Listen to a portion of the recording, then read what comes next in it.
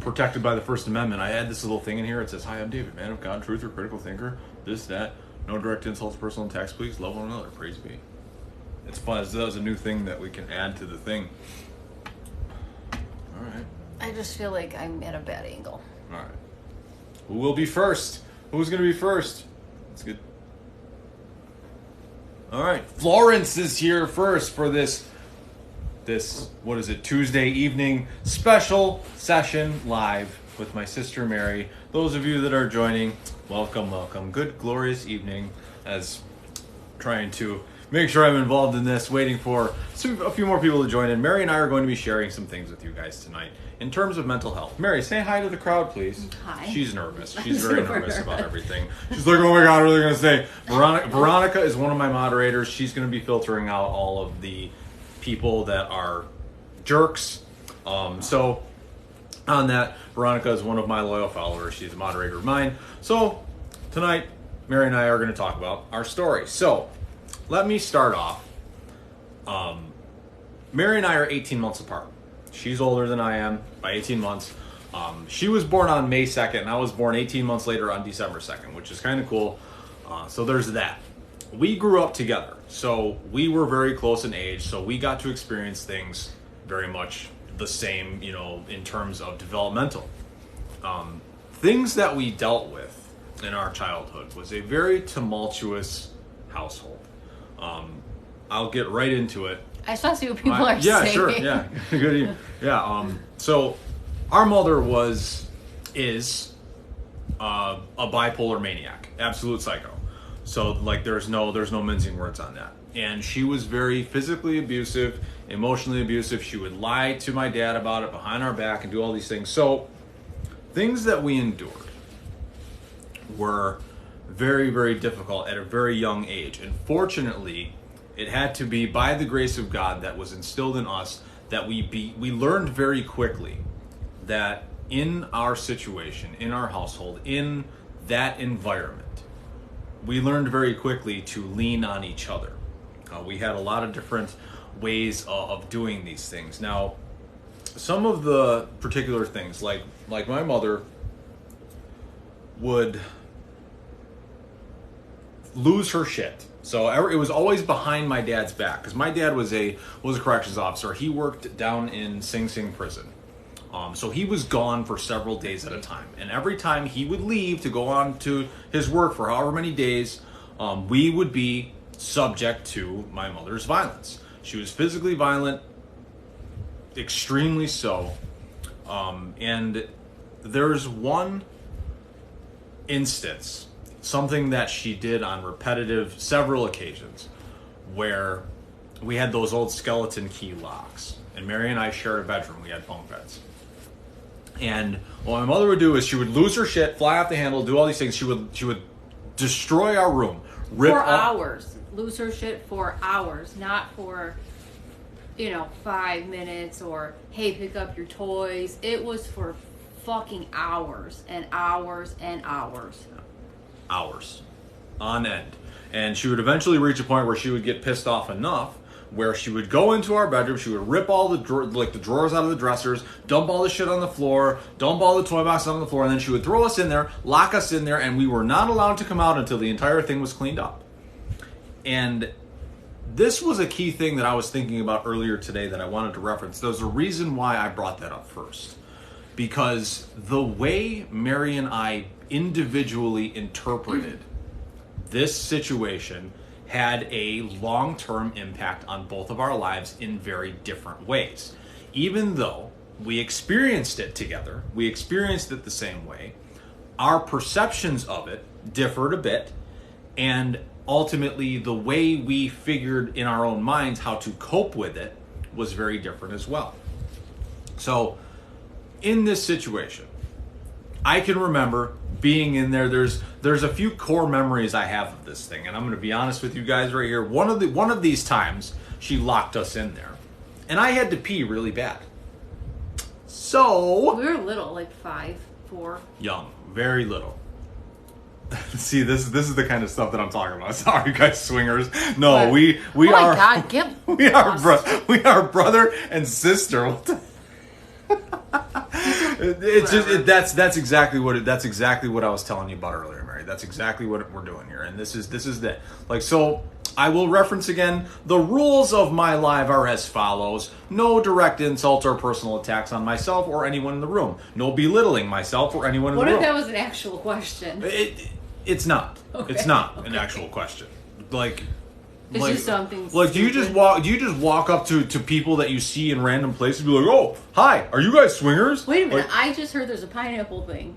If somebody's got a pineapple in their cart, I don't know if it's upwards or downwards, it means you're a swinger. And I never knew that. I don't know how many times I've had a pineapple, whatever way it is, and I'm like, oh no. Like, wait, what? there's a thing with a pineapple. Does anybody know what I'm talking about? Does anybody know? Like, apparently there's a pineapple thing. Like, if you have a, does anybody know that downwards? So the pineapple downwards there you go, means what? see? It means you are a swinger right. if you're down with the pineapple. Right, it's an actual question. Right, exactly. So, yeah, see, I have, that's the good thing about this, Mary. This is why I'm glad that this is happening when it's happened, because I've had the opportunity now to build my community, to have a lot of just great people in my audience, in my crowd, and I have these great people as moderators that help filter out all of the hateful troll comments, because I've set up this whole space for a place where people can come to have their voices heard without fear of persecution.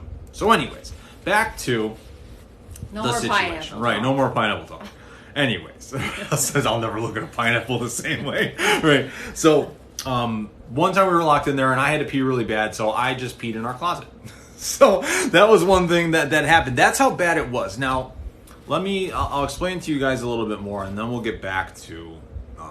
Feel free to cut me off if I'm going too much. If you got something to say, but these things were happening all the time. This was a daily occurrence. Sorry. Bless you. This was a daily occurrence in our lives growing up. So this childhood trauma on a regular basis ultimately conditioned us in a lot of negative ways. And there's many different instances, like my just at random, my mother would just start yelling and screaming about anything. I to this day, I honestly can't even really remember the things that she was yelling about, but she was never short of things to yell and scream about. Just like angry about everything. We remember certain things that she would say because my mother was born deaf, so she talks kind of funny. And just not making fun of anyone. Right, not making fun of anyone who has, those disabilities. I mean, I have a prosthetic leg and a paralyzed hand, so I mean, I kind of have grounds here to talk about disabled. So, like, my mother was deaf, is deaf rather, and the way she says things to us is kind of funny. We have inside jokes about it. So those are just small things we remember. Like, but she would just yell and scream, and it would just be noise. And the physical violence was outrageous. Like, she had this favorite thing that she would do where she would shove me onto the ground, and then she would grab one of my arms and one of my legs, lift me up as high as she could, and just let me drop on the floor from about as high as she could lift me. And then she would kick me several times when I was on the ground, all because I left a toy in the archway. That would spur the insanity. Sometimes it wasn't even about tripping over a Lego or a truck or something like that. It could have just been, she had a bad day. And then it would turn into things that happened last week that she was pissed off about, or,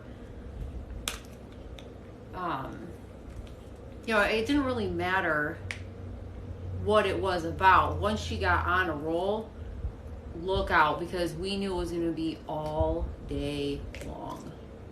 Which Right. is scary for a little kid. I mean, you constantly live in that fight or flight mode. Like, oh, is today mommy going to be mad? Or, are we going to have a good day today? Or if we are having a good day, is she going to step on my toy and lose her shit for the next 12 hours? Right. So we were living in constant fear. Like, we were always praying that it would be a good day, because once in a while we would get one of those where she would be fine. By the way, she is still living. We're going to get to that, because it's very interesting how this whole thing ends up. It all works out. So, we were living in constant fear and afraid of it. Now, the way we chose to cope with these things, for me, I ultimately decided and realized that if I'm not here, that means being home or in this house, I cannot possibly be subjugated to this violence.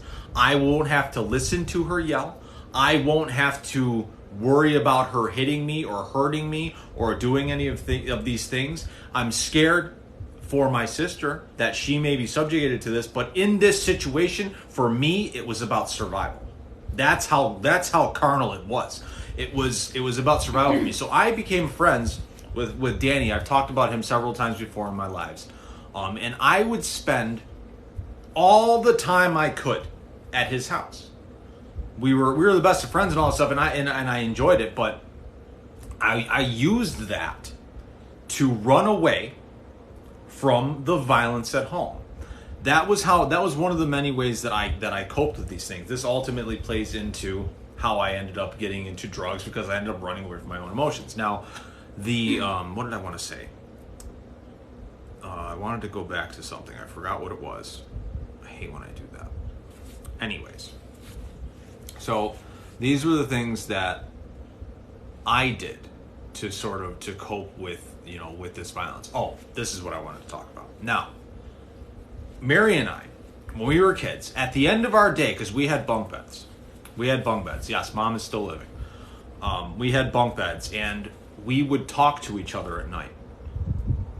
And we would kind of go over what happened and try to make sense of it. And that was, we didn't know it at the time. That was just us trying to figure it out. But that was our way of leaning on each other and helping us try to make sense of this insanity. And something we would always say is, okay, well, let's tell Dad about this. Because she's not stop. Right, because he'll protect us. He'll make it stop. So we would go and we would tell my dad these things. We would tell my dad what she did. What she does. Confidence, not in front of her. Right. These were private conversations. We would go with my dad into their bedroom. He would shut the door, and we would tell him these things. We would explain to them. We would explain it all in full detail. Then he would hear this. He would be upset. He would be angry, and he would confront her. She would lie to him. Cloth diaper. She would lie to him, and she'd be like, "Oh, they're just lying. They're making it up." And she would use herself to sort of, take his attention away from those things. If you guys are picking up what I'm throwing down here, I think you guys are smart enough to figure out what I'm saying. She would schmooze him over and make it seem as if we were lying. Now, which, when you're in a partnership, you're supposed to believe who you're with, especially the mother or the father of your children. You're supposed to have some type of trust and confidence in, kids are kids, like every kid kind of over exaggerates or fabricates things, and, so if your significant other is saying, no, that's not how it was, they were bad all day or whatever, you're supposed to be like, all right, well, I trust you to tell me. You're an adult, I'm an adult, you're supposed to tell me what it really is. So it's really not his fault that he didn't believe us. He just took his wife's word for it, which you're supposed to do.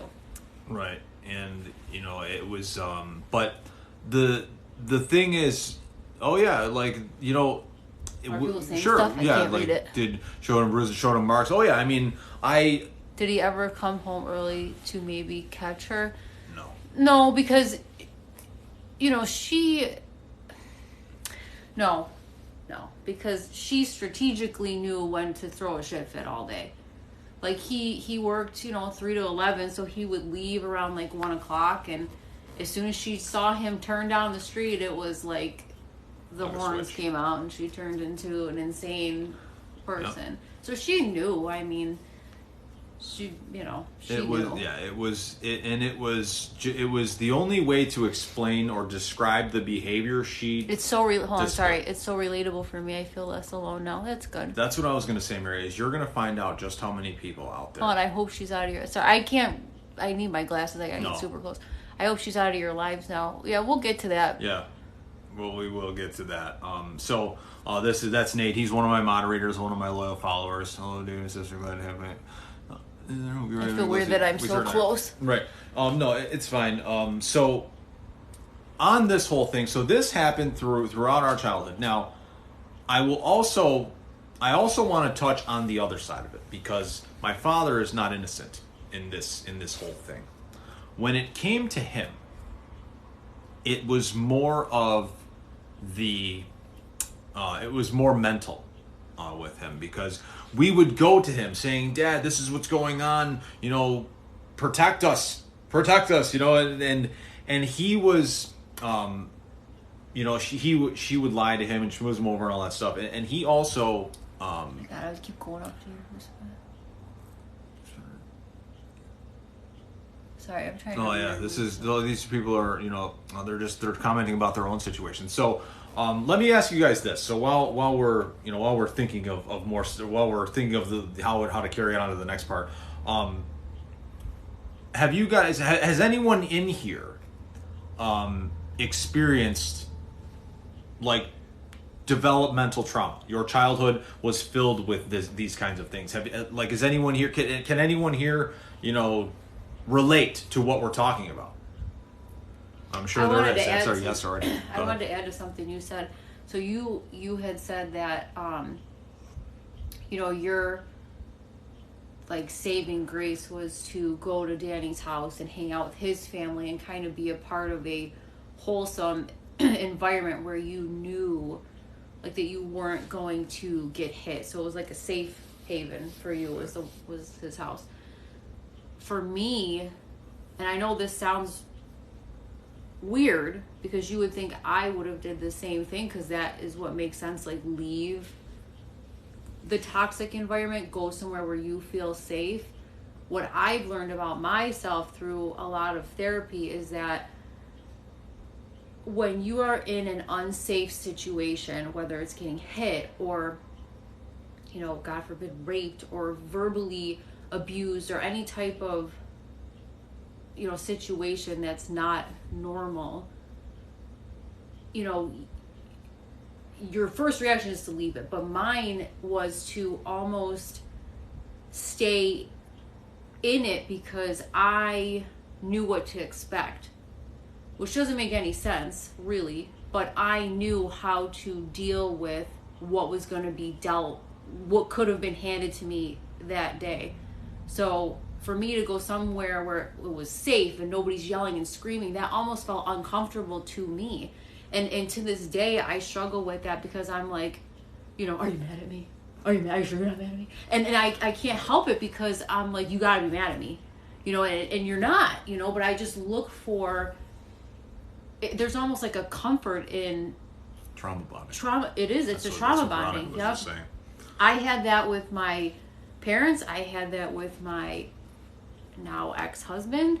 It's a trauma bond because you feel like, even though they're the one that makes you uncomfortable, you feel comfort in them. That's a trauma bond for anybody that doesn't know that. Right. That's happened. Yeah, I mean that's and that's something like something that I will also add into this too is that when I would leave and go and spend, days and weekends and sometimes weeks at a time at friends' houses, I got to experience the lives and family dynamics of all of my other friends. And I realized very quickly that what I had going on at home was not the same. I couldn't find my situation anywhere else out there in the world. So that is what I realized early on, is that what I had going on was very abnormal, was not right. Because I was experiencing, loving families, like parents supporting their children, being there for them, disciplining them properly. Like I was experiencing all that stuff, and fortunately for me, in those situations, I was able to, in a sense, be raised by my friends' parents. And I learned so much about compassion and and showing love to other people.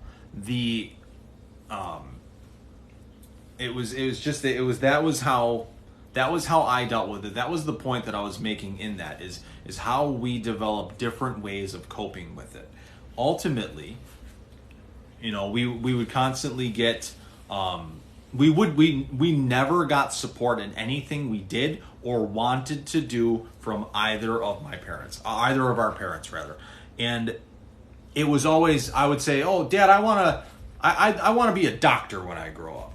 The first thing out of his mouth every single time, even to this day, I'm 35 and a half years old. First thing out of his mouth every single time, "You can't do that." Or it's a lot of, "Do you know how much it's going to cost you? You're going to be in school for 8 years." So it wasn't even necessarily like, "You can't do that" in word form. It was, "I'm going to give you all of this to make you feel like you can't do it or to think that you can't." Yeah. It was a lot of just like anything I wanted to do, any goals I had, any dreams that I had, anything like that, I would mention it to them. And I also compared that to how it was with my friends. Like they would go to their parents and say, "Dad, I want to do this," or "Mom, I want to do this." And be like, "Oh, okay, well, let's look into it. Let's do this." And then they would. But in our situation it was different. Like this and this constant, "You can't do that," or you have any idea how much that's going to cost, or "This is what it takes." Like they build it up to make it seem like this impossible task, and it would intimidate me, and I would be like, "Okay, well, I guess I'm not going to do anything." And that cultivated in me the belief and the conditioning that I wasn't capable of accomplishing anything. I couldn't do anything, so why even bother? And that made me believe, hearing that over and over and over again throughout my childhood, growing up into my life, that made me ultimately believe that I wasn't worth a shit. I wasn't worth nothing. Like I'm not gonna be anything. I'm not going to achieve success in any area of my life, because I believe now, because of the consistent messages that I was hearing, that I'm not good enough. And I still deal with that to this day. Feelings of inadequacy, feelings of, coming up short on things, and it took me. I'm still dealing with it. Ultimately, that was what I wanted. That's what I'm going to. That was what we're going to get to, and then we're going to talk about other things too. Is at some point in our adult lives, and this is within the last couple of years, Mary and I have come to realize that something's got to give here. We are not enjoying our lives because of these things. What is he talking about? A corporation? I don't know. If they are a corporation and I become a corporation, doesn't that mean I'm liable to pay IRS? What are you talking about? See, that's the wonderful thing about my moderators. They just take care of them. So this, how did this live with both of us come about? Mary and I have been talking about doing this for a while. And we've been trying to make a time to do it. Like there was at one point I was trying to get Mary to get to 1,000 followers so that we could go live from our own houses together. That wasn't happening. That's not gonna work out. But so this situation came up. Mary a couple days ago said, "Hey, I want to have a pool party this week because it's gonna be hot outside. This, that, whatever. Let's set up a day." And I was like, "Oh, this will be our perfect opportunity to do this whole live thing together, and that'll work." So this is how this whole thing came about. What was I gonna say? So ultimately we came to sort of our own realizations in our own way. I went my way. I started dabbling, with drugs and that. And after my accident is when the addiction really took off. And I ultimately found out or discovered, learning and leaning on drugs, that was a way to run away. That was how I conditioned myself. That was how I chose to cope, was running away. When I was a kid, I would run away. I would go to other places. That way I wasn't subject to the abuse. And when I was in my life feeling those emotions, those feelings of inadequacy, those feelings of I'm not good enough, those feelings of I'm not good for anything, I'm not capable of anything, and I'm not worthy of anything, I can't do anything, I'm not worth it. I found that drugs could help me run away from my emotions. And that was great. So I delved into that. I mean, not to mention that after my accident, they were pumping me with all sorts of heavy duty opioids in the hospital and all that stuff, and then they just cut me off. They was like, okay, you're done. And that played into it too. But it was yet another coping mechanism. I did not do drugs. Right. Mary did not get involved in drugs. She went a different way. Like, my whole thing is, instead of trying to numb any type of pain, my whole thing is like, why? Why did you do that to me? Why would anybody do that to me? I would never do that to anybody. So why is this happening to me? Why are people that are supposed to love me and protect me, why aren't they doing that? But I realized, I'm late 30s. I'm realizing that sometimes there's no answer to why. It's almost like if a snake bites you, instead of, getting better and getting the poison out, you grab the snake and be like, why did you bite me? You know what I mean? Like, right. You have to focus on getting better from the snake bite, not figuring out why the snake bit you, if that makes sense. Yes, that does make sense. That was a great analogy. Thank you. Why did you bite me? I just picture a snake just being like... Why'd you do that? Right. So that's, and ultimately I sort of found my way into mental health therapy when I decided in 2016. I haven't talked about this yet. We don't get to pick our parents. Yeah, you don't. Yeah. I haven't talked about this yet, but ultimately what caused me to seek any type of like counseling and help is when I finally turned it around in 2016. This was shortly after the one and only time I ever overdosed. And after that, I came to a realization. I came to that breaking point in my life where I had realized, okay, I'm not ready to die. And I've already experienced everything there is to go down this road of this pain and suffering. There has to be more to life than this. And I turned around and I sought this therapy my own way through, substance abuse counseling and that, but it also was mental health treatment as well. And I learned very quickly that going through this therapy, it was a long process. It's been a long process because I didn't have my real spiritual awakening until just this year. February. The end of February this year was the 17th anniversary of my accident. And that was the day when I finally said, God, I can't do this anymore. Speaking of your accident, I have a composition. Every day, Dave was in the hospital from February to May? May 5th. That's a long time. February 27th to May 5th. And I kept a composition notebook of because I went to go see him every single day. And I kept a notebook of every single day that he was in the hospital, like what the doctor said, how I felt, how he looked, progress he made, when he wasn't making progress, the things that he would say, and looking back on that, I'm so glad I did that because, have you ever looked at it? Have I ever watched it? No, I've never seen it. I've never read it. I've never seen it.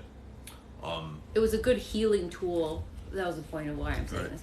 It was a really good healing tool for me because, I thought he was going to die. Like, we were told he's going to die. Like, when he, somehow, me and my dad beat the ambulance too, because it was a snowstorm.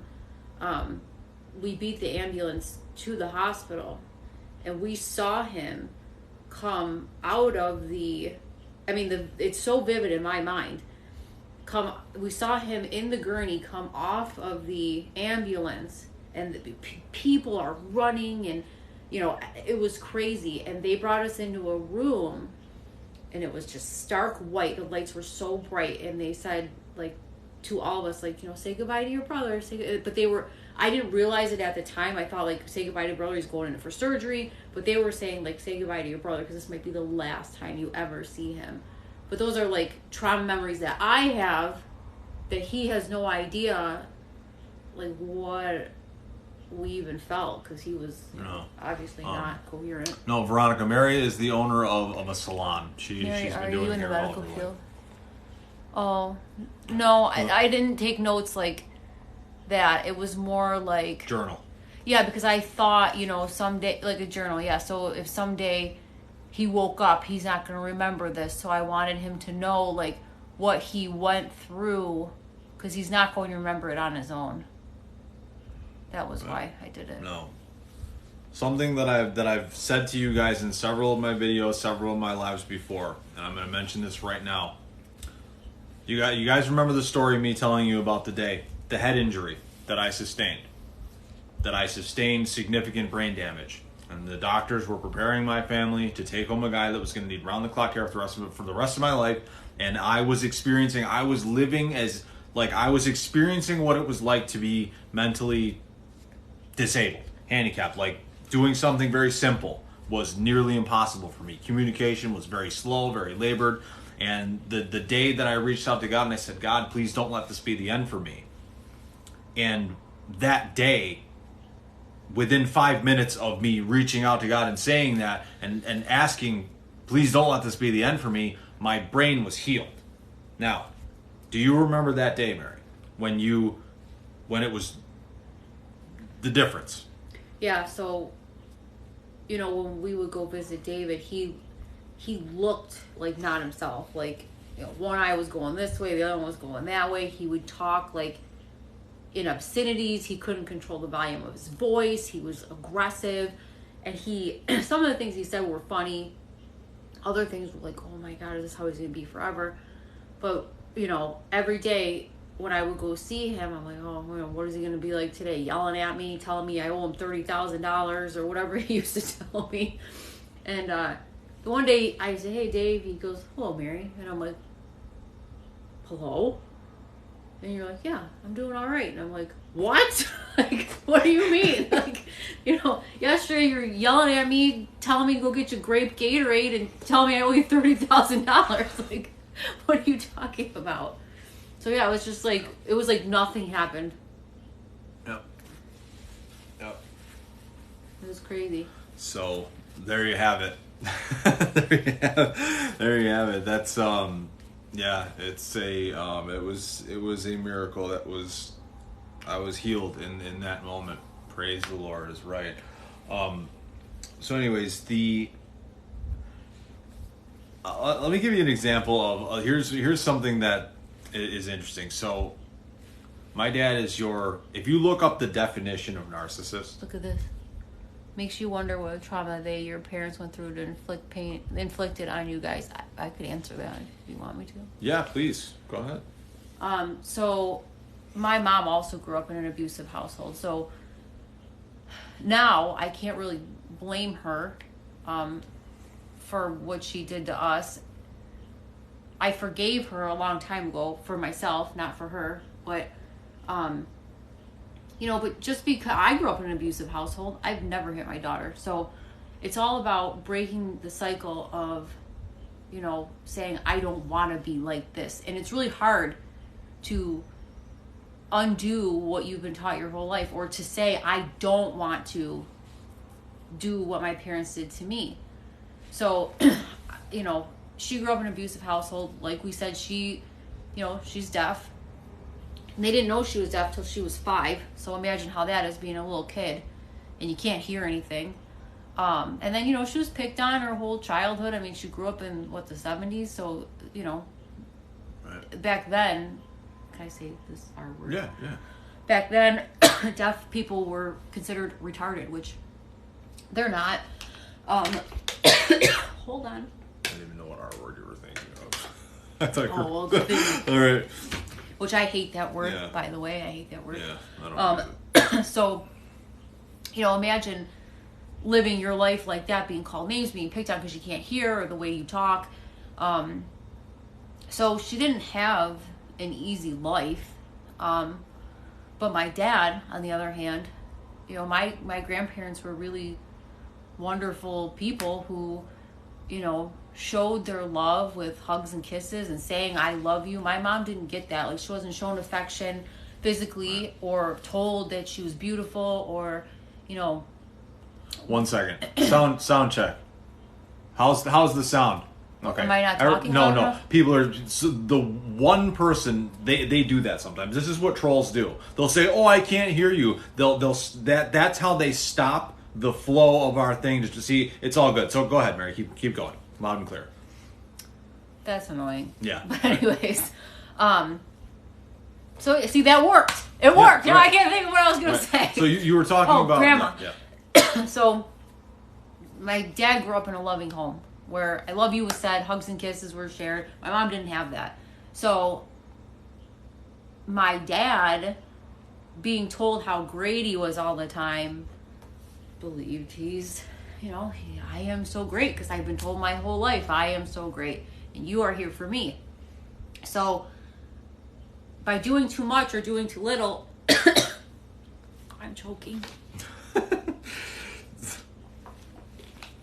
It's never good. Let me get a minute. Yeah. All right. So while she's doing that, so that's what was I gonna? There was something that I was gonna add to that too.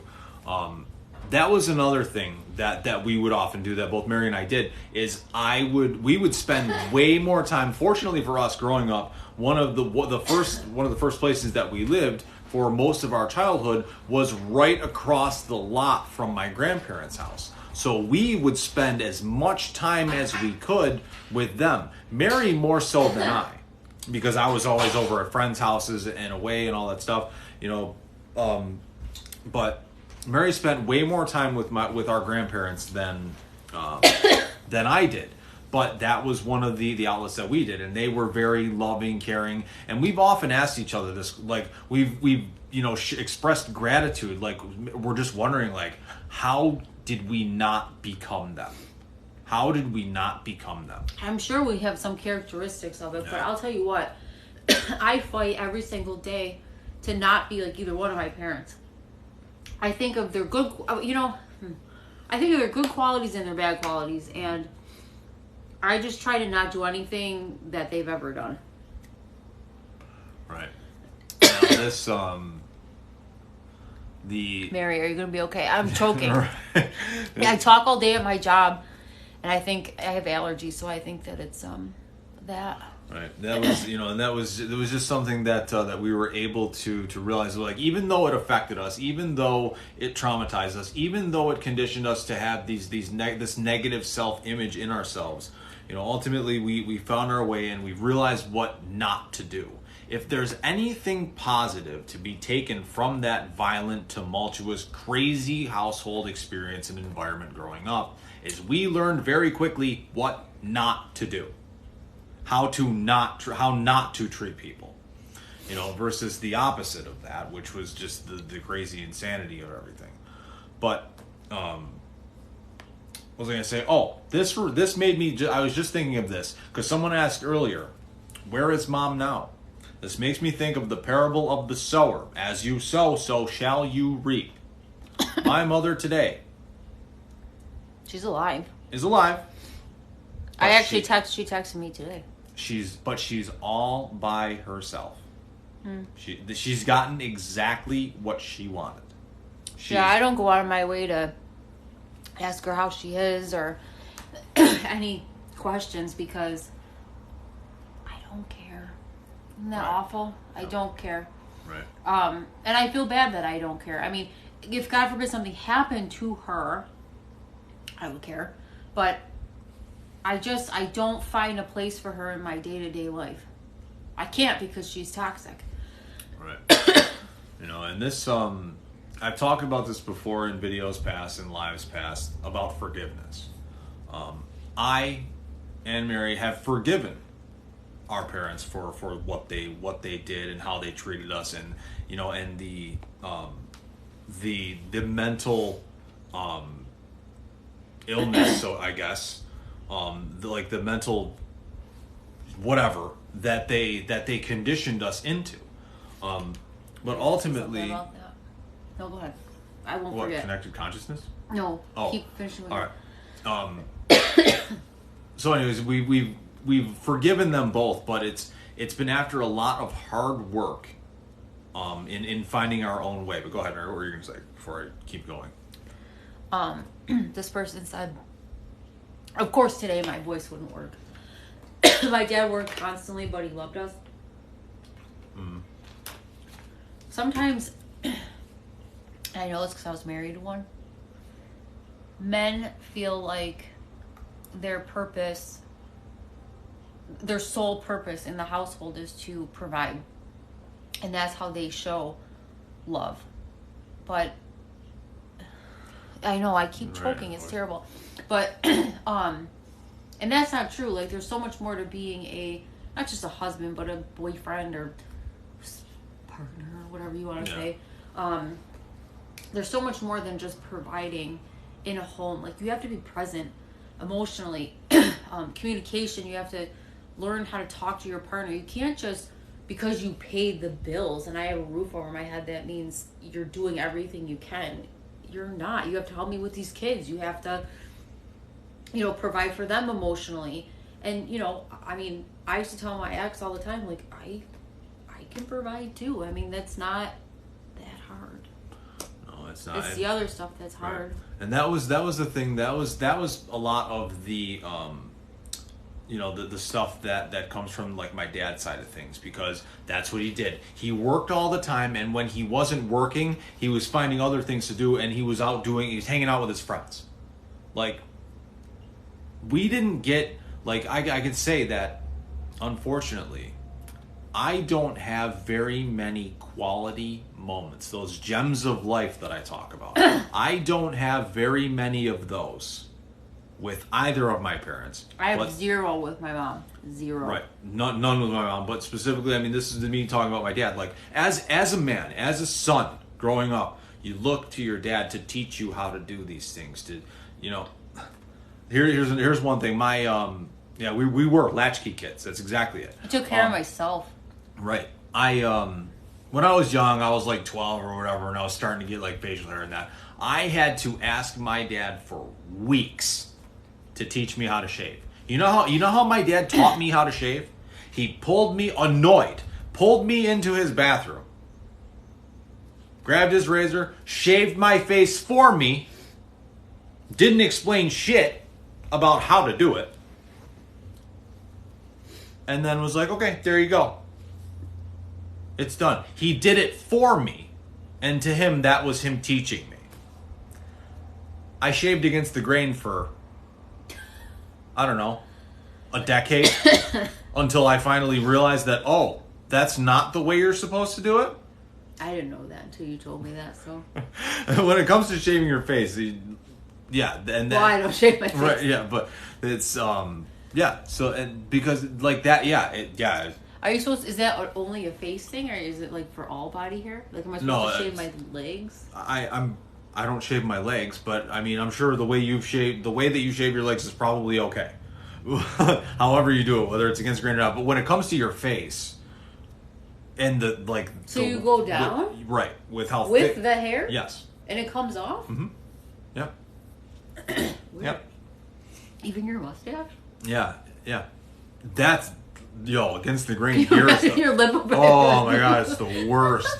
So bad. But I did that because I was never taught how to do it. So it was like, right. And that was what I was saying about my dad. Was like, he did the bare minimum, and always expected to be just worshipped for it. Look, I love my dad. I love my father. This is the truth. This is my truth. Now, this is just how we experienced it, and the thing is, that's the thing, like, he wouldn't be able to separate. Like, if I were to talk to him about this, he would first call me a liar.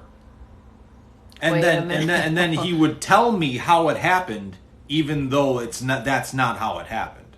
But he would insist, in order to make himself not look like he did anything wrong. Like, definition of narcissist is basically what it is. But what I was getting at was, I didn't get a lot of those quality things. Like for example, my dad bought me a BB gun when I was, oh my God, Krista's on. Oh wow. My dad bought me a BB gun when I was 7 years old. Hi. Okay? My dad bought me a BB gun when I was 7 years old. You know who taught me how to shoot? Danny's father. Oh, that's not who I was gonna say. Dan Westfall's dad taught me how to shoot. Did your dad have a father? Yeah, he did have a... Hi, Weasel. Yeah, he did have a father figure in his life. Yeah. Oh. Krista. But again, he worked all the time, so we're just, we're doing the same thing. Yeah. Krista is my other sister, the younger one. That's little Weasel. Right. And what was good about this is now I can talk about this. So growing up in the craziness. Start over. Right. Right. Start over. No, growing up in the craziness. No, this is the Krista part now. Growing up in the household that we did. The thing is, Krista is 7 years younger than I am. And the plus side to that, but there's also negatives. There's pros and cons to it. The plus side to that is by the time Krista was old enough to be at the age where Mary and I were subjugated to that violence, that craziness, that insanity. Even though she experienced it, Mary and I were old enough to be able to protect her and shield her from it as much as we could. However, what Krista had to endure as part of her childhood trauma or developmental trauma was parents divorcing. Krista was 7 years old? I think like 9. Maybe. 9, something like that. 7 or 9 years old when my parents divorced. So that is something that Krista had to deal with mostly on her own. Because my sister and I, Mary and I, went with my dad. 9. And Krista went with my mother, the insane psychopath.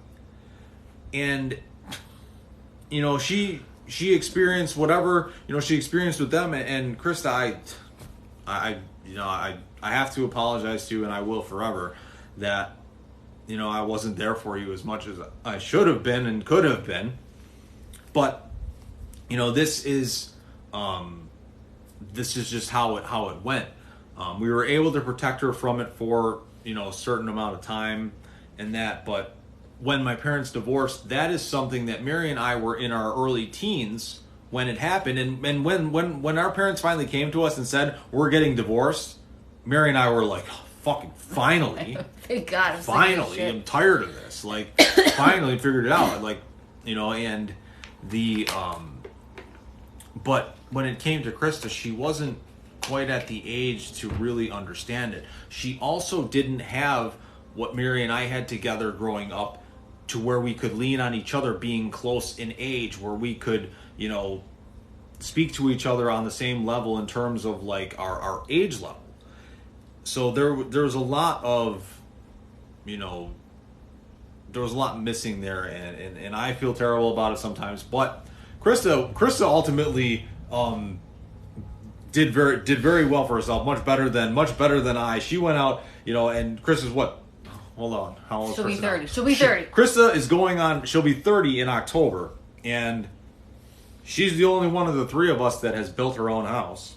So Krista's doing very well. She has 2 beautiful children. One that hopefully I get to see them both tomorrow. You better be here. She said she was going. All right, cool. So, yeah.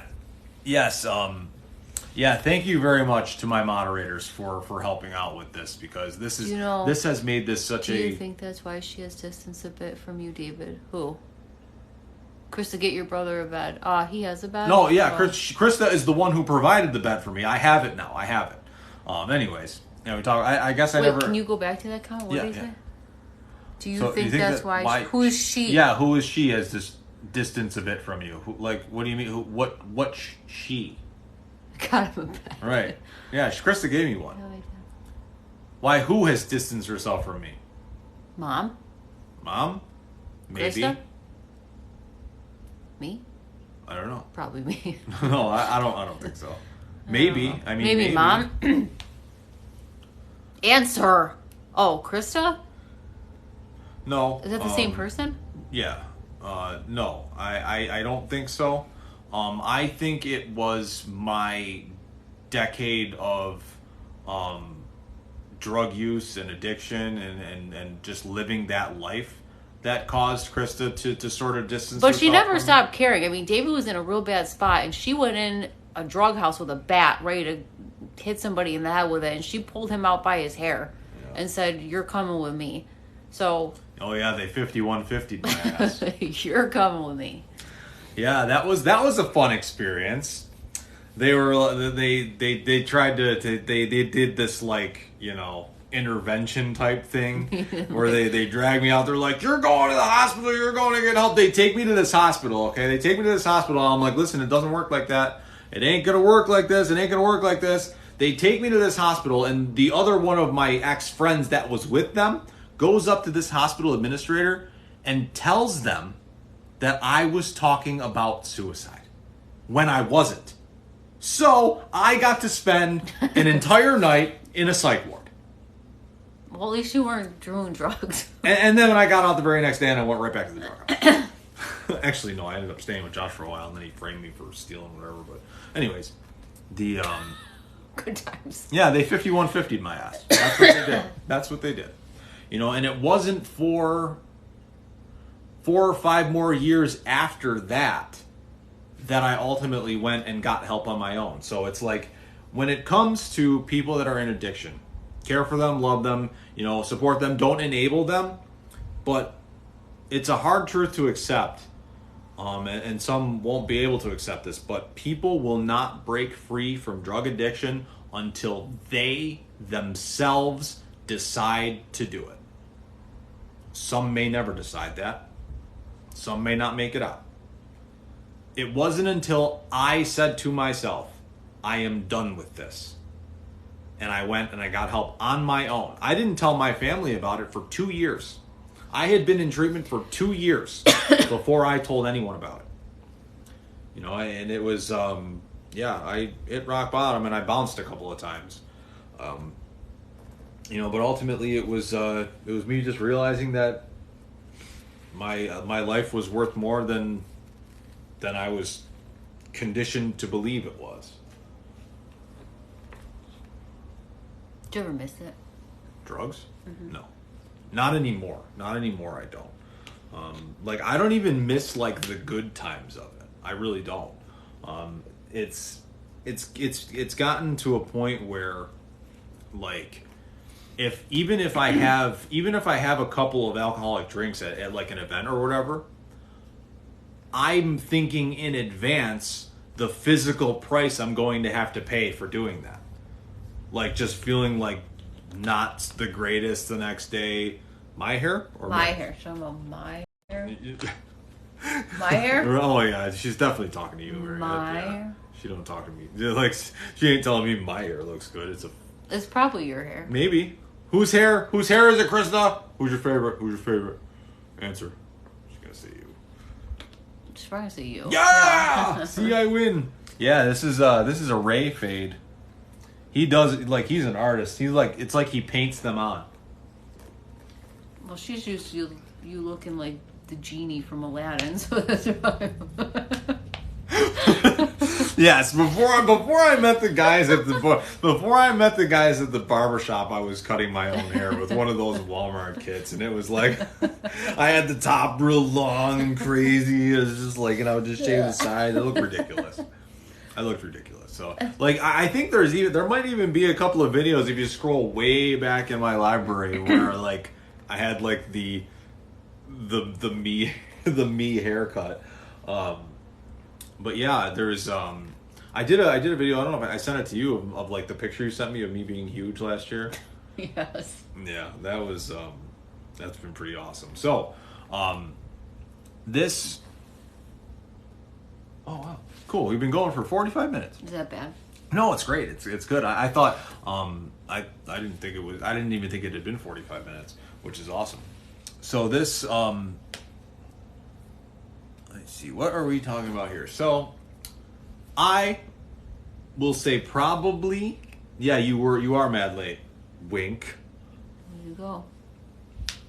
So so what we're doing tomorrow is we're having a pool party, yo. We're going swimming and we're chilling. This is good. Do we So, ask anybody if they have any questions? yeah, do you guys have any questions on, like, you know, or experiences to share, like, you know, in terms of developmental trauma, things like that, what you're dealing with now, or like that? But ultimately, the resolution for this is a lot of people will scoff at the idea of professional therapy, like talking with a counselor of sorts or a psychologist of sorts. People tend to make a joke out of that. It's not funny. It's Therapy's not funny, super hard. right? It's not funny. Number one, We said that, Krista. right? Number two, it works. You know, it's really, you know, if you're struggling mentally, if you're having, you know, issues with like mental health stuff, so I have to hold my arms back. To Were the you side. ever homeless? Was I ever homeless? Mm-hmm. Several times. Several times. What? I'm just reading. I'm holding my arm up so I have contrast for the comments so I can read them better. Can anyone put batteries in the clock? Oh no, that clock works. The It's clock working. is totally He working. was just kidding. Oh. So yeah, let me see here. There was one comment. We all made it out and became stronger, and things are only going up from here. Yeah, and for a long time I didn't believe that. For a long time I thought, like I've said before, that my sole purpose on this planet was to just suffer. And to just suffer until I died.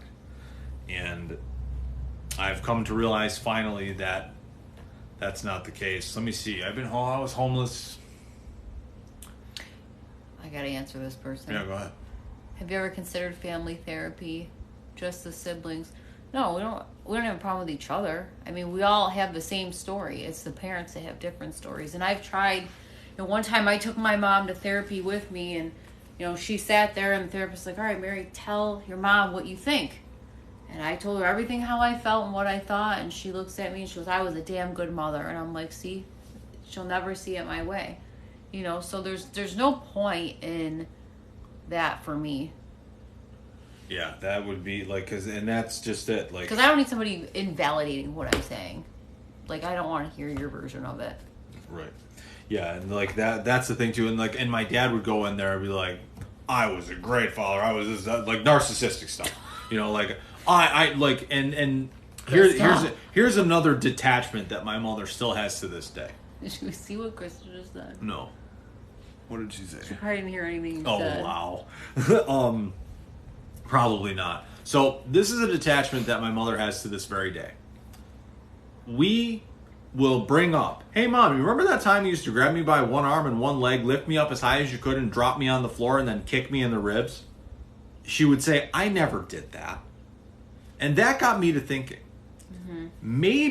Maybe her bipolar mania caused blackouts. Could have. You know, maybe she was in like blackout mode. Veronica had a very, very similar like experience growing up. Like we have way more in common than we ever thought possible, which is crazy. You know what else I just thought about? There was one time where, you know, because I'm a very small person now. I think I stopped growing in 5th grade. But there was a time where I was, like, for a really long time, I was always way bigger than you. Way taller, everything. So I had a mountain bike. David did not. And he wanted to ride my mountain bike because he thought he was as big as me, and he wasn't. He was a little skinny noodle. And he's like, I'll take your bike. So he took my bike, and there was like a hill behind our house. And beyond, there was a swing set, and then behind the swing set was this hill. So we used to go up the hill and ride down it on our bikes. David got this great idea that he was going to do that, but then clothesline himself with the seat of the swing. That was not my plan. Well, that's what happened. So he's laying on the ground. He's like, ah! So I'm like, holy shit. So we go in the house, you know, and he's got this red ring around his neck because he clotheslined himself off this bike. Now, a mother's reaction would be, oh my God, are you okay? I mean, that's what I would say. Like, is your neck all right? Can you swallow? Did it crush your windpipe? That's my reaction. My mom was looking at him, and David's like, I'm scared, which he was little, so of course he's scared, and he goes, is my head gonna fall off? And she goes, yeah, your head's gonna fall off. And like, to me, that is just not a normal parent's reaction. Right. Like, so she obviously didn't learn how to comfort her children because she probably wasn't comforted. What was the point of me telling that story? I don't know. I don't know either. But I need to tell you guys, here's the funniest part about that. My plan, the vision that I had doing this on her bike, okay, was that I was going to ride down the hill and I was going to hit the swing with the front tire, and the swing was going to pop over my head and fly over me. It's a horrible idea. Now, that didn't happen because the swing caught my neck and I was like, it yanked me right off. Now, here's the funniest part about that. I didn't just do it once. Yeah, he went forward again. I did it probably 4 times total. Do you remember? Just gucked myself every time. Remember that? Every time. It's on every, well, it used to be on every swing set in like the 90s. It was like a seesaw thing. Remember, it was always on the end of every swing set. It was a slide on one end, and it was like a handlebar. It almost looks like an anchor. Yeah. Yeah. And we would get going on that thing, him and I, and back and forth, as hard as we could till the whole swing set would come off. Rocking, yeah. Like, why do we do that? We were crazy. Right. You know, that was... David got hurt all the time. I did. Literally all the time.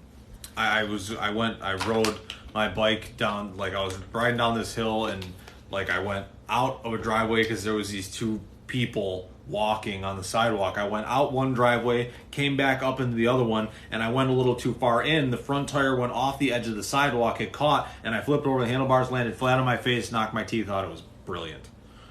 Do sick tricks. Yeah, the swing set thing. Yeah, I did that several times, more than twice. Mm-hmm. Yeah, Gen X power. Thinking that it was going to work this time around. You know, kids aren't allowed to get hurt now. Right. Hurt them. I've told the Uncle Joe story so many times. We had my cousin Jamie, who has joined several of my lives before. Her dad, our Uncle Joe, it was great. He was like this. He is this brilliant mind inventor stuff, and he made these swings in Jamie's backyards with pulleys on them. It was this huge rope swing, and he would push us and pull us up on the pulley, so we would go out and like super high up in the air. Yes, we did. Oh my God, we did. We would go super high in the air, but anyways, I'll get back to that in a second. Chris has said something awesome. David and I used to comfort each other through the vent in our wall between our rooms. So the house that was built, you know, I was like 12 or whatever. Krista's room was opposite on the other side of the wall from mine, and sounds like Alcatraz. Like we would get down on the floor in front of the vent and we would talk to each other. Like even though we could just walk into each other's room, we thought it was a better way to communicate, just getting down by the vent and talking through it. You know what else I used to do when I was a kid? At my grandma's house, she had those door stops that were like a spring. And I would fling them and it would be like, and that noise was, for some reason, I just loved that sound, and I would just sit there doing it over and over again. It was great. It's weird. I had a good time. It's okay. I had a good time. If I find you at my door doing it. Right. Oh, see you later, Nate. Have a good night. So this has been a, we gave sort of a brief, in a way, a sort of brief description of what we went through and how we have arrived to where we are now.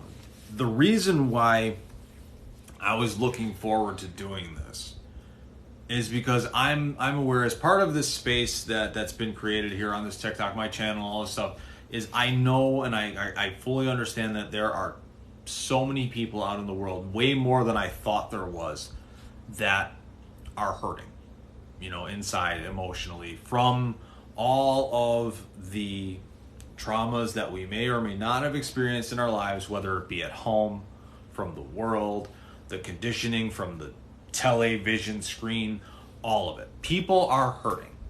And the goal of this was to demonstrate for my audience, that I'm not I am just a regular dude who had a crazy upbringing, crazy life. There's nothing charmed about it.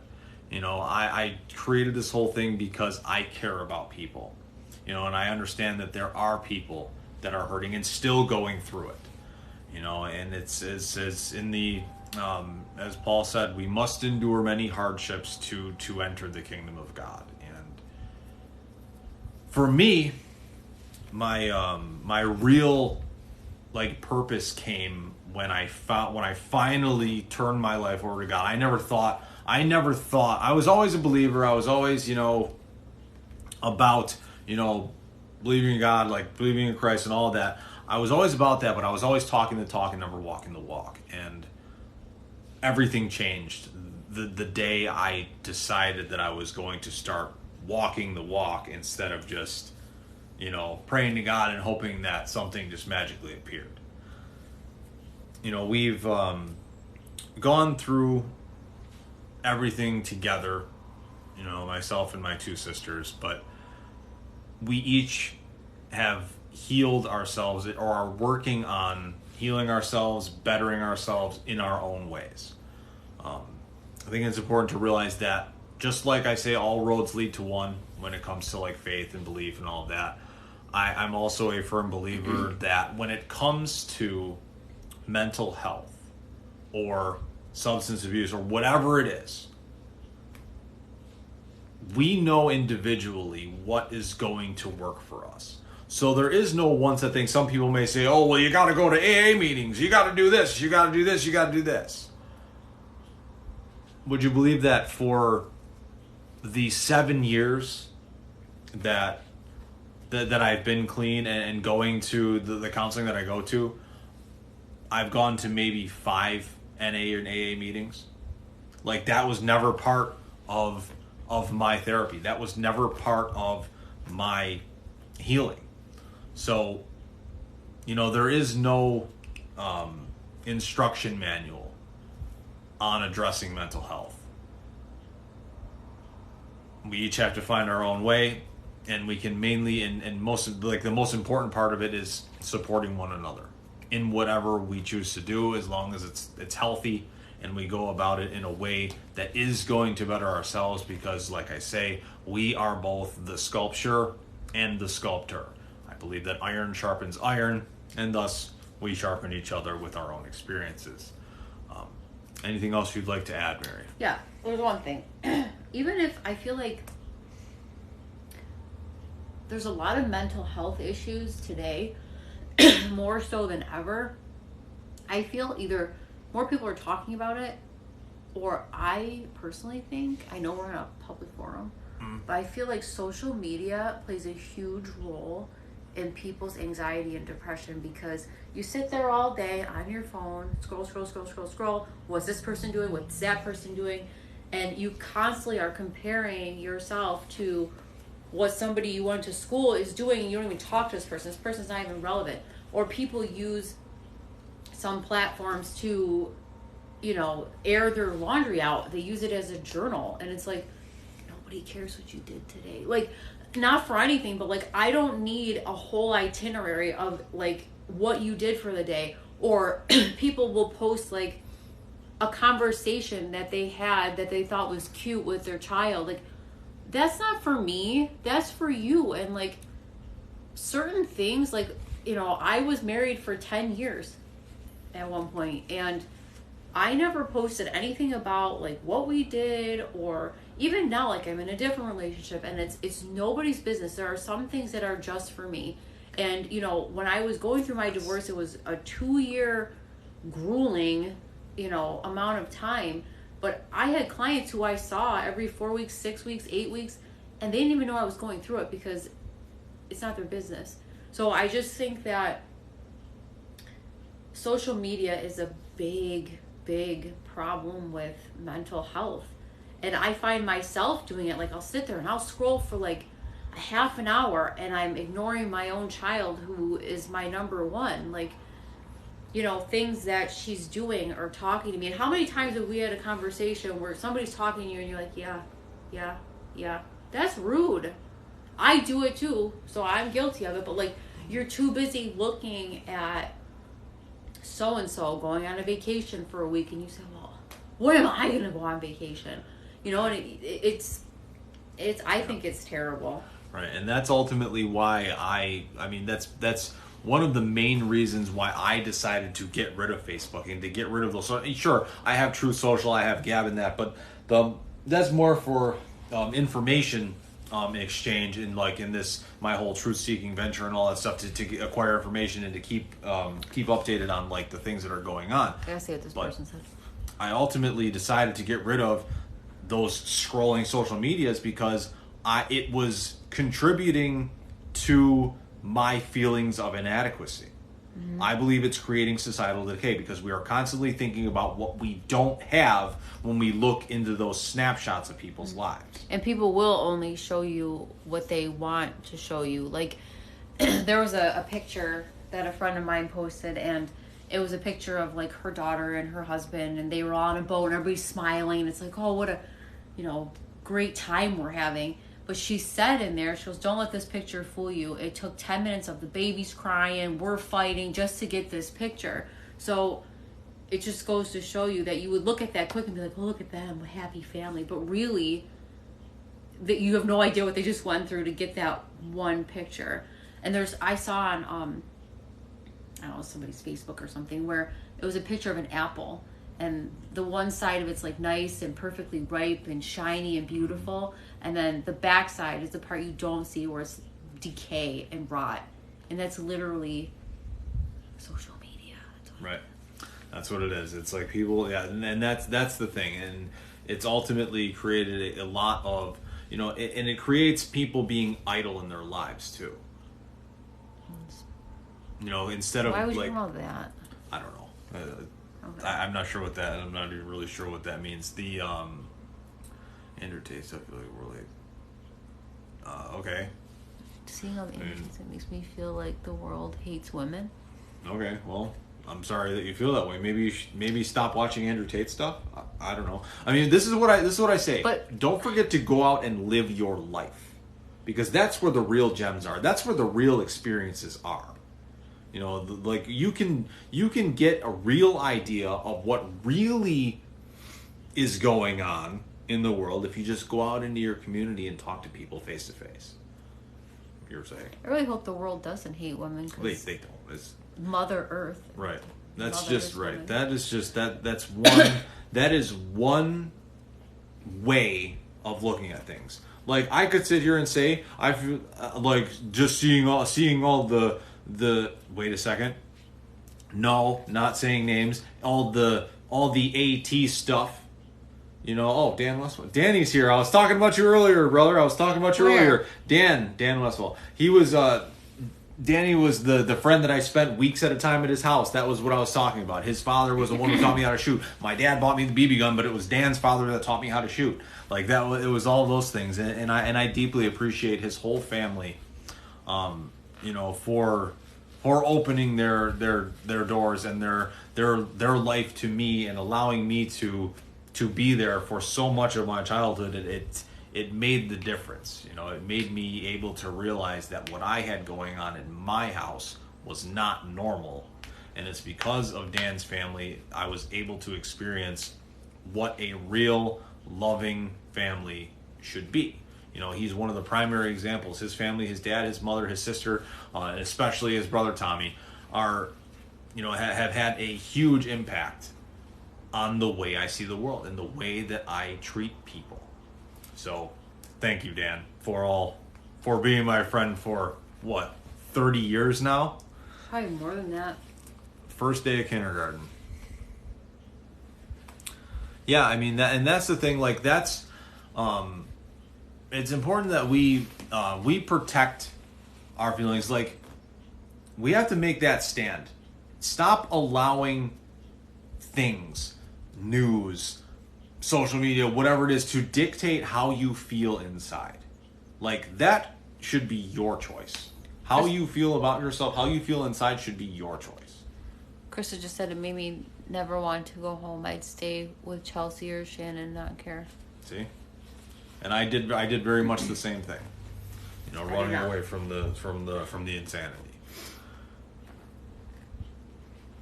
But ultimately, the answer here is, you know, to never give up hope. You know, I never could have guessed when I was in it. That's the point I was going to make, is like, when you're enduring it, when you're in the craziness and the chaos, like, and you hear the things that we're talking about tonight, you're like, yeah, right, that'll never happen for me. I don't see that to be possible. No way, no way, no way. When you're going through it, it's tough to see, you know, it's tough to see the advice that we often give to others when you're in the middle of it.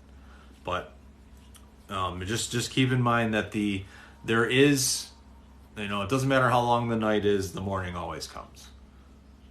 If anything, luckily, we learned backwards what not to do. Yeah, we were talking about that earlier, what not to do and how to never make our kids feel, right? Yes. You know, maybe one day I will have kids of my own, but I don't. Not right now. What did Krista say? Krista said, if anything, luckily, we learned backwards what not to do. Never make our kids feel. Yeah, we were saying earlier that, you know, you either do the same thing or you don't. Like Mom did the same thing. Yeah. You know, and that's another thing too. Is like we sit here and we could tell you guys in detail what we experienced throughout our childhood. For some reason, my dad can't do that. Like, if I were to ask my dad, like, okay, so... I know you're hot, but I'm freaking. Right, no, that's fine. Like, it's strange. Like, we can go over it all in detail because we remember it all. It's just strange to me that Dad doesn't seem able to do that. Like, to remember our childhood? No, to remember his own. To tell it to us. Like, he tells us little things. Yeah. Just like here and there kind of stuff. Well, I asked him one time, I said, you know, because he was one of 4 kids, and he was the third of 4. So he wasn't the oldest, he wasn't the girl, and he wasn't the baby. So, it's like middle child syndrome. It's like, hey, I'm over here, look at me, look at me. You know, Grandma always said, like, oh, he was so calm, and he was so good, and this and that. So he probably got ignored a lot. But not on purpose. I think it was just like, he's a good kid, he's over there coloring, and this one I got a hog tie. Yeah. So it was probably that. And that just developed to, hey, look at me, I'm important too.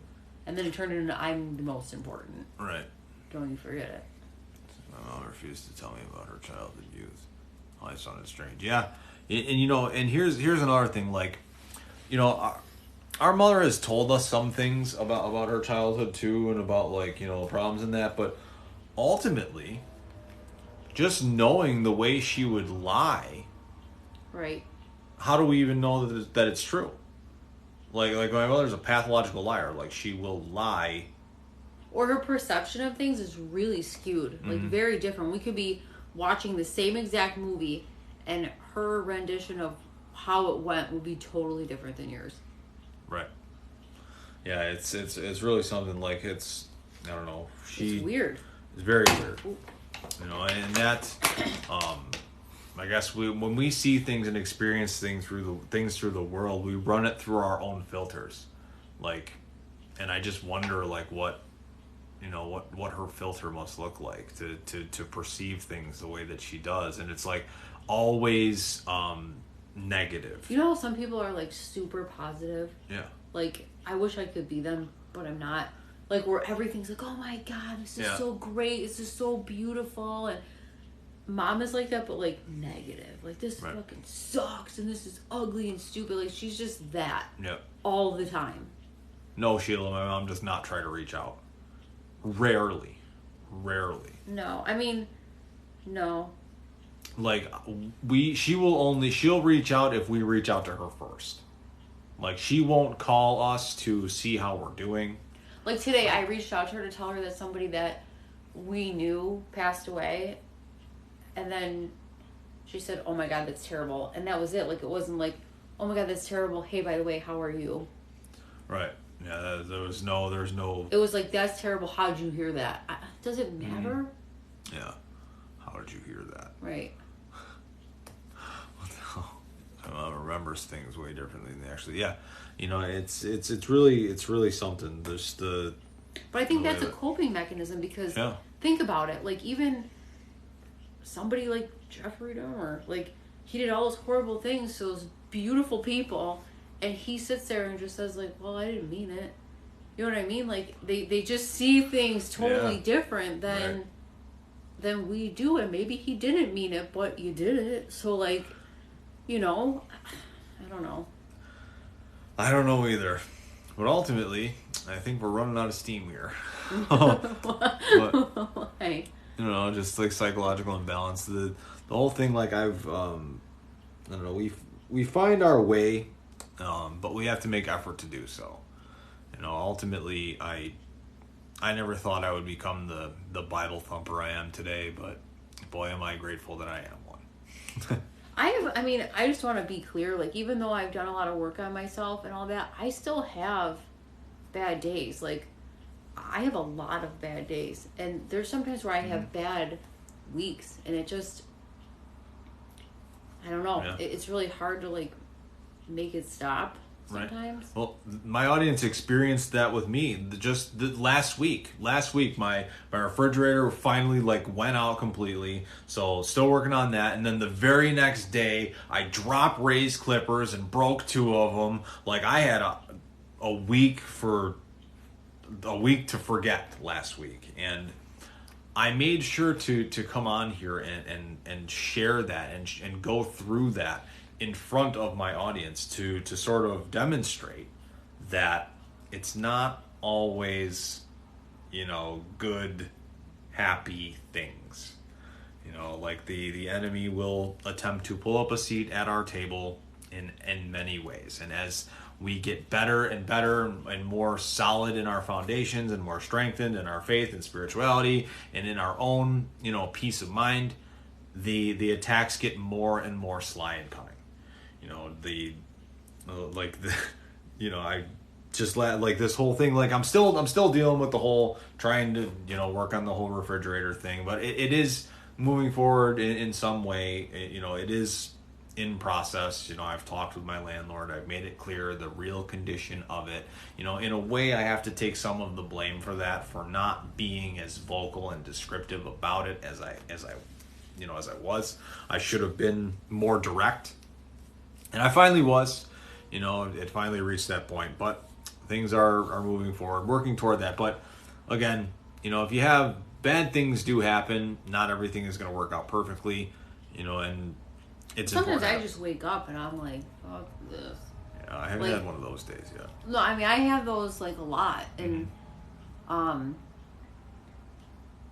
you just, I don't know. It's, like I said, not every day is good, and you just have to figure out, what is the problem.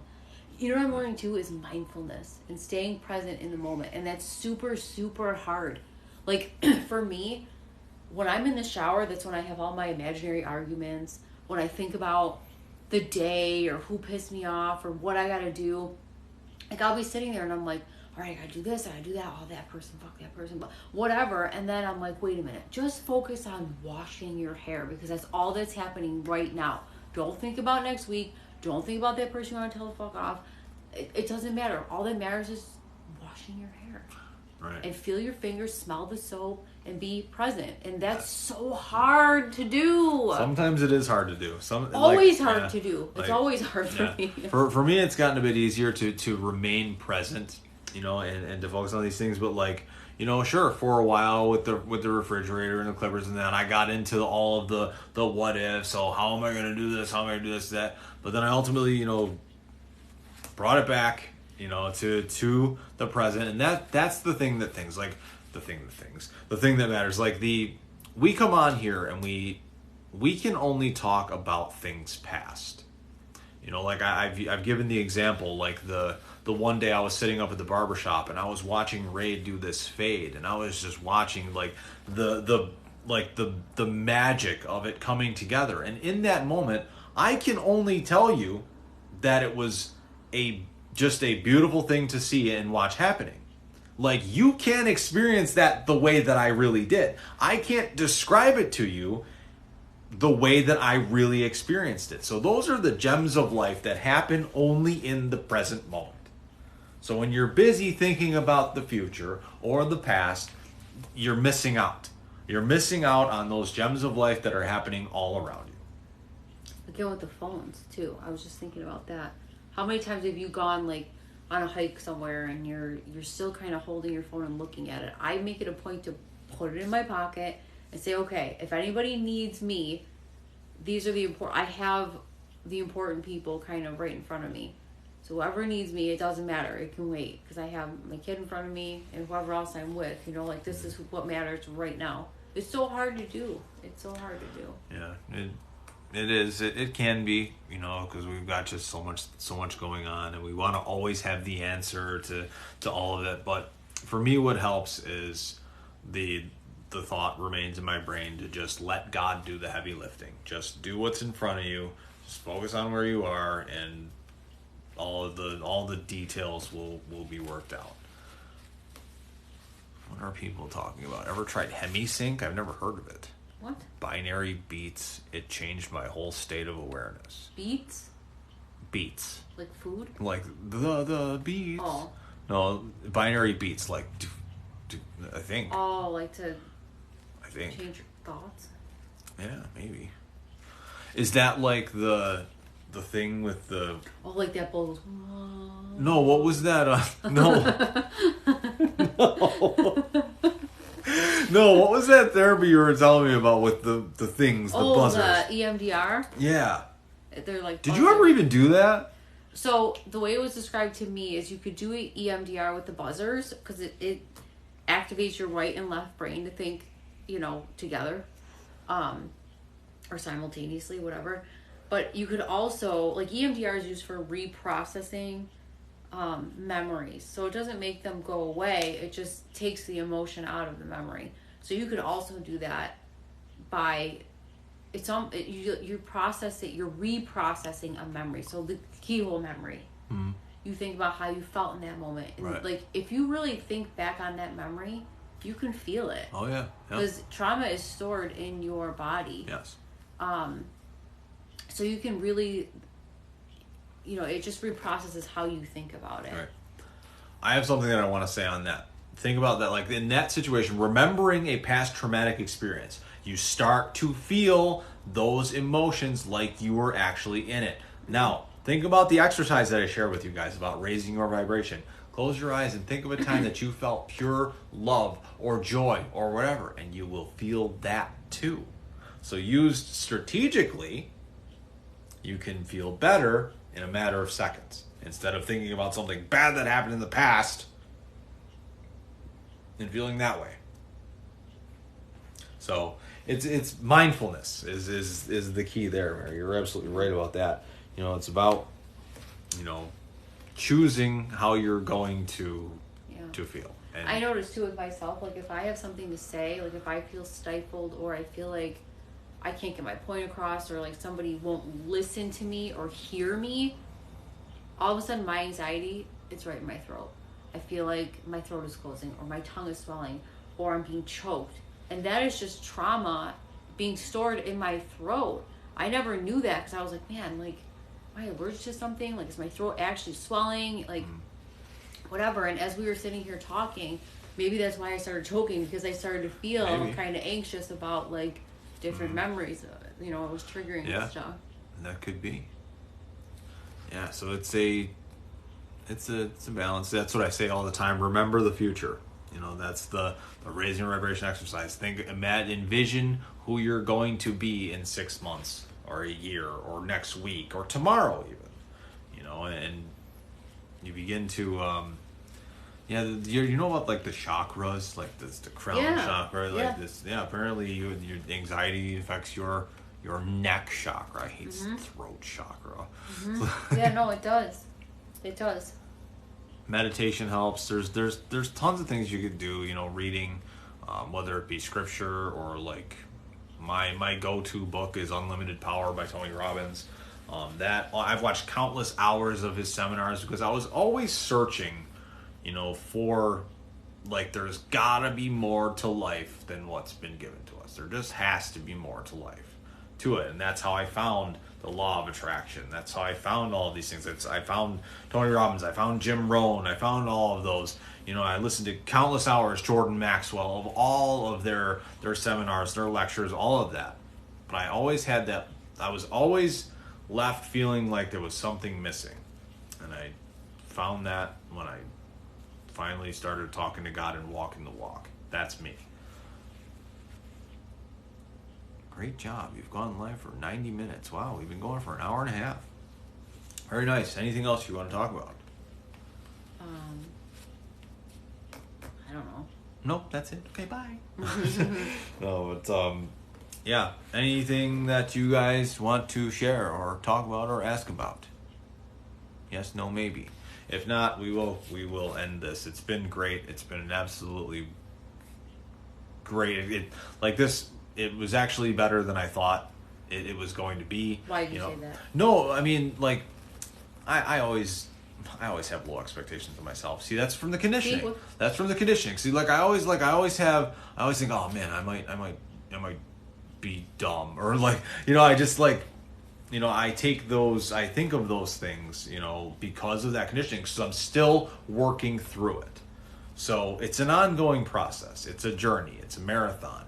It's not, unfortunately, as much as we'd like to be able to solve these problems with mental health issues in a matter of moments, or by taking a magic pill, or doing this and just being quick about it, that's not how it works. It's a journey, it's a process, and it's day to day. It will get better in time. We just have to work toward it. One of these days we have to come on here and have a whole session about narcissistic abuse. That should be a whole subject. That's a good one. We could do narcissistic abuse. The outcomes, how you suffer, and yeah, for 5 hours on that. Yeah, maybe we will. We will do that one because that was something that that we experienced as well. And when it comes narcissistic abuse is much different than physical. I think I'd rather verbal. Get punched, right, than deal with narcissistic abuse. Right, because that's all mental torture. It's, yeah. It's the whole, you can't do that stuff. Look at me, I'm the only one. You will, this is something that my dad would often say to us. You will never beat me. I will always win. We would never, he would not allow the idea of any of us becoming better than him at anything at all. But if you became a doctor, it's because of him. Right. But if we do succeed in something, he will step in and gladly take the credit for it. Say, "Oh, look at my kid. Raised. Right, look what I really yep. This doctor here." Right. Yeah, and that's the way that it is, and that's what narcissistic abuse is. But there's two different types of narcissists. I think it's covert and something else. I don't know, but there's two different types. Well, tell us what the types are. I think it's covert and invert. Covert. Somebody can correct me if I'm wrong, but I think what's the difference? One, I don't know what one is more like dad, because of me. I would say invert. That's self. I don't know what one is which. Grandiose and covert. Oh. Yeah, grandiose is dad. Is dad, yeah. Because I'm grand. Right. I'm grandiose. Right. I'm grandiose. And the other one was kind of someone else. Hey, look, grandiose is hey, look at me, look what I'm doing, and the other one is Is more I'm gonna keep you under here because I feel like I am a piece of shit, so I'm gonna make you feel like a piece of shit. Ah. I hate myself so much that I want you to hate yourself too. That's the other narcissist. Oh. And I know someone like that. It's all control to feel better. Mm-hmm. Yeah, it's a power struggle. Yes. So take control of your emotions, take control of how you feel, seek the help that you need, and you will make it out. It does take work, it does take a lot of effort, it takes a lot of processing, it takes a lot of thought. But on that note, ladies and gentlemen. What did Mr. Rogers say before he left? In the meantime, be kind to, or maybe it was Jerry Springer. No, In the meantime, be kind right. to each Oh, other. yeah, was it? Yeah. Was it? Yeah, it was after Springer's final thought. He was like, "What the heck did he say? Be There's kind to something- be kind to each other. In the meantime, be kind to each other and something. and take care. Maybe. Yeah, Take care. yeah. So that'll work. I don't know if I have my verse of the day still. This is what one of the disciplines are important. That's one of the things that I learned too, is making sure. What the hell? There it is. I have it. So, the verse of the day. I will share. Pick one? Yeah. Well, sometimes I pick one. Sometimes I pull it out because I read a chapter a day. In that, but sometimes I will go to different sections because sometimes any particular chapter won't have something that's like worthy of that. Even though there was a verse in John today, this is John chapter 9 verse 3. This is after he healed the blind man, and they asked him, why was this man blinded in the first place? Is it because his parents were sinners? Is it because he did something? And Jesus replied to them and said this man's parents did not sin. This is not a punishment. He was blinded so that the works of God may be realized through him. And that was one that I should have made the verse of the day today, but I picked this one instead. It's Proverbs chapter 12, verses 15 and 16. It says, "The way of fools seems right to them, but the wise listen to advice. Fools show their annoyance at once, but the prudent overlook an insult." And is that not fitting? Talking about narcissism and all this craziness. Like DMX said. Right. Trust them. Yes, that's exactly it. That's our mantra that we talk about all the time when we talk about, like, things. Just remember the mantra. Always trust everyone to be themselves, but trust in the fact that you can see them well. Trust a snake to bite you. Trust a liar to lie to you. Trust a thief to steal from you. Trust a narcissist to narcissist you. But always trust everyone to be themselves. This way you're never disappointed. Right. Yeah. What do you say? Know them when you see them. Everyone to be themselves. Always trust everyone to be themselves, but trust in the fact that you can see them well. Mm-hmm. It takes a lot of energy to not trust someone. Always trying to stay two steps ahead of them or whatever. Trust them to be them, but know them when you see them. Listen, ladies and gentlemen, have a great night. I hope this has been beneficial. I hope this has helped someone in some way to reach that next level of your life. God bless. Have a good night. I probably won't be on tomorrow because we're doing a pool party and I'm going to be swimming all day. So peace out. We'll probably see you maybe tomorrow night, maybe the next day.